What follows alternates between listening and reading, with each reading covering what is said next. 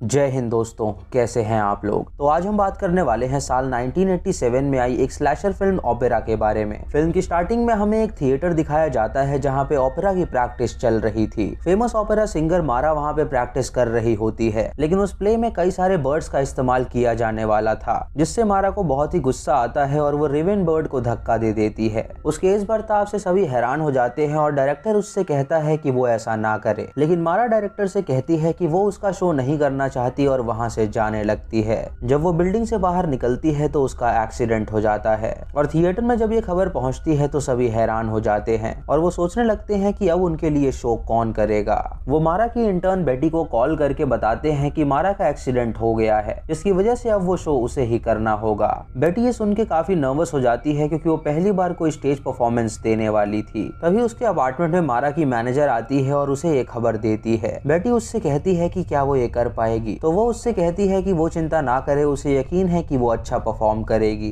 तभी वहाँ पे थिएटर के सभी लोग आते हैं और बेटी को उस परफॉर्मेंस के लिए राजी करते हैं। असिस्टेंट डायरेक्टर बेटी को देख के स्माइल करता है तो वो शर्मा जाती है, जिससे हमें पता चलता है कि वो दोनों एक दूसरे को पसंद करते हैं। डायरेक्टर मार्को बेटी को बताता है कि उसकी आवाज काफी अच्छी है और उसको पूरा यकीन है कि ऑडियंस को उसकी आवाज बहुत पसंद आएगी। तभी हम बेटी की खिड़की में एक फिगर को देखते हैं जो ये सारी बातें सुन रहा था। रात को शो होता है जहाँ बेटी एक अच्छा परफॉर्मेंस देती है और ऑडियंस को उसकी परफॉर्मेंस काफी पसंद आती है। ऑडियंस में एक आदमी आता है जिसे बेटी का आउटफिट काफी पसंद आता है। तभी उस आदमी के पास एक वर्कर आता है और उससे कहता है कि वो यहाँ पे खड़ा नहीं हो सकता क्योंकि ये एक वीआईपी बॉक्स है।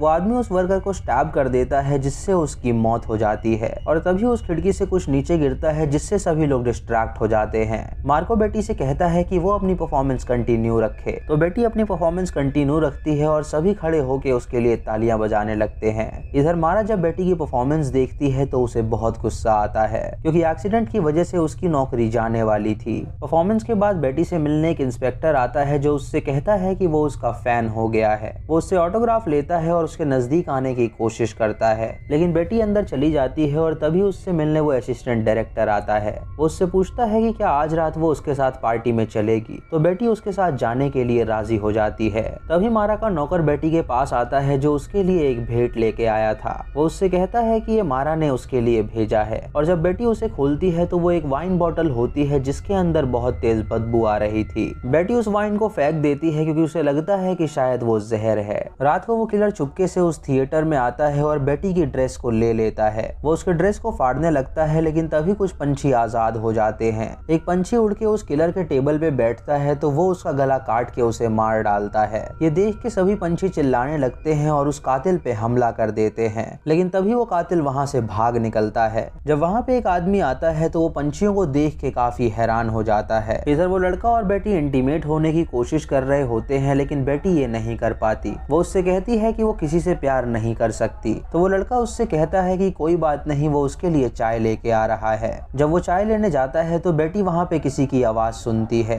तभी बेटी अपने सामने उस कातिल को देखती है जिसने ब्लैक कलर का मास्क पहना हुआ था। वो बेटी के हाथ पैर बांध देता है और उसके मुंह पे टेप लगा देता है। उसके बाद वो उसे एक पिलर से बांधता है और उसकी आंखों के नीचे पिन्स लगा देता है। वो बेटी से कहता है कि अगर वो पल के झपकाएगी तो उसकी आंखें फूट सकती हैं। वो ऐसा इसीलिए कर रहा है क्योंकि वो उसे अपने मर्डर्स दिखाना चाहता है। तभी वहाँ पे वो लड़का आता है जो बेटी को बंधा देख के हैरान हो जाता है। बेटी उसे इशारों में वहाँ से जाने के लिए कहती है, लेकिन तभी वो कातिल उस पे हमला कर देता है। वो उसे अपने चाकू से स्टैब करता है जिससे उस लड़के की मौत हो जाती है। बेटी वो मर्डर देख के हैरान हो जाती है और वो कातिल वहाँ से चला जाता है। तभी बेटी अपने आप को छुड़ाती है और वहाँ से भागने लगती है। वो एक टेलीफोन बूथ में जाती है और पुलिस को कॉल करके उस मर्डर के बारे में बताती है। जब पुलिस उससे उसका नाम पूछती है तो बेटी उन्हें अपना नाम नहीं बताती। तभी मार्को बेटी को मिलता है और उससे पूछता है कि वो इतनी डरी हुई क्यों लग रही है। बेटी उससे कहती है कि वो उसे उसके घर में लेके चले, वो उसे सारी बात बताएगी। मार्को बेटी को उसके घर लेके जाता है जहाँ बेटी उसे बताती है कि एक कातिल उसके पीछे पड़ गया है। उसने उसे बांध दिया था और उसके सामने उसने उसके असिस्टेंट की जान ले ली।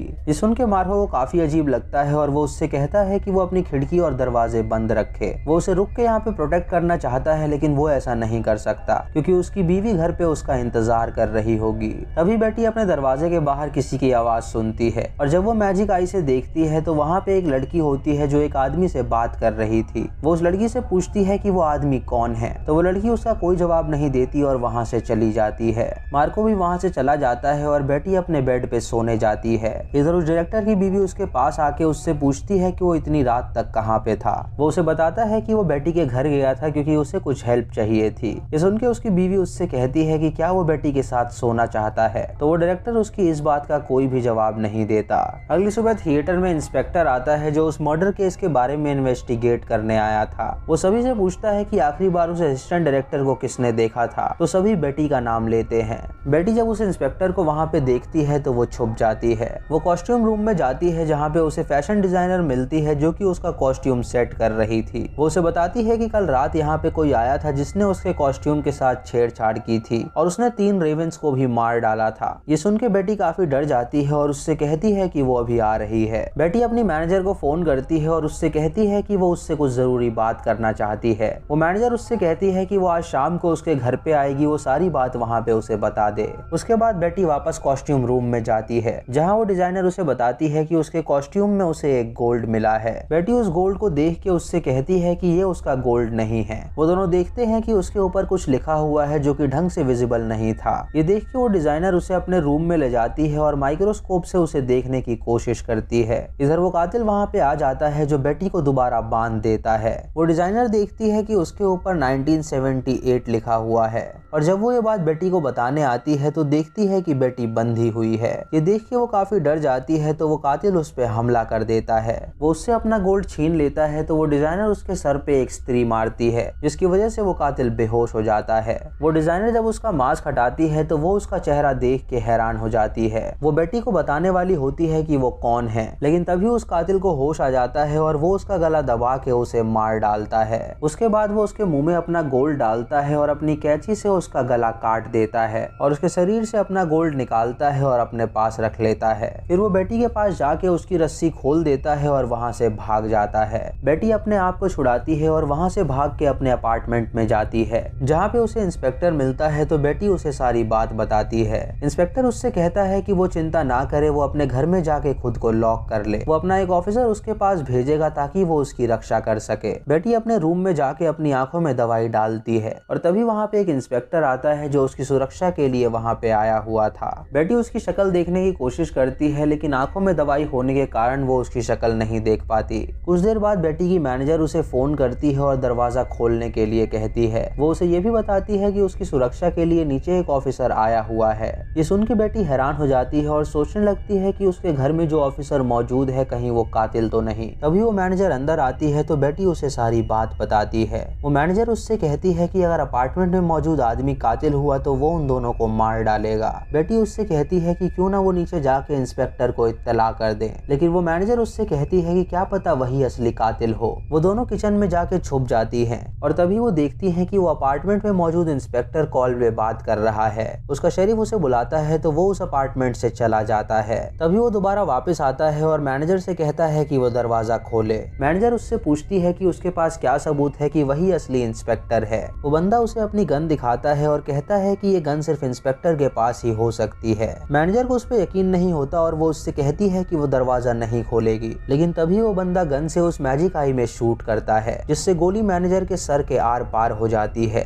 बेटी मैनेजर के पास जाती है तो वो उससे कहती है कि वो जाके छुप जाए। तभी वो कातिल अंदर आता है और बेटी को ढूंढने लगता है। जब वो उसके सामने आता है तो बेटी उसे स्टैब करके मार डालती है। जब वो उसकी पॉकेट चेक करती है तो उसे पता चलता है कि वो इंस्पेक्टर द्वारा भेजा गया आदमी है, यानी उसने गलत आदमी को मार डाला था। तभी वो कातिल बेटी के सामने आता है तो बेटी उसे शूट करती है, लेकिन उसको गोली नहीं लगती और बेटी वहां से भागने लगती है। तभी एसी की खिड़की से एक छोटी सी लड़की बेटी से कहती है कि वो उसके साथ आए। बेटी उसके साथ उस एयर कंडीशनिंग पाइप में घुस जाती है और उससे पूछती है कि वो यहाँ क्या कर रही है। वो लड़की उसे बताती है कि वो उसकी पड़ोसी है और वो उसकी फैन भी है। वो हमेशा उस खिड़की के रास्ते उसे गाते हुए देखा करती थी। वो बेटी को अपने रूम में ले जाती है तो वो दोनों वहाँ पे छुप जाते हैं। वो लड़की बेटी को अपनी माँ के पास ले जाती है और उससे कहती है कि वो बेटी की हेल्प करे, लेकिन उसकी माँ बेटी से कहती है कि वो तुरंत यहाँ से बाहर निकल जाए। बेटी भाग के थिएटर में जाती है जहाँ पे उसे मार्को मिलता है। वो मार्को से कहती है कि वो कातिल उसके पीछे पड़ गया है और वो उसे अपने मर्डर्स दिखाना चाहता है। वो बहुत डर गई है इसीलिए वो थिएटर में आई है क्योंकि ये जगह उसे काफी सेफ लगती है।